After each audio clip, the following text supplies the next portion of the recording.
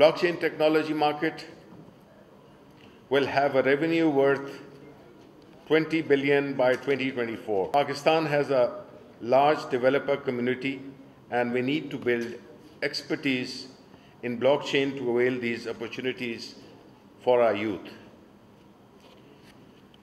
Technology has become the greatest ally of transparency as it allows one to leverage the insights that can be gleaned from exponential growth of data.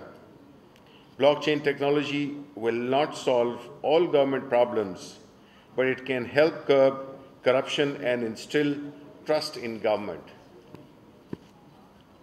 For government, this would mean impeccable auditing due to a timed record of who did what on the blockchain, automated procedures implemented, eliminating risk and errors, efficient long-term record keeping, and regulatory compliance, groundbreaking security in every operation.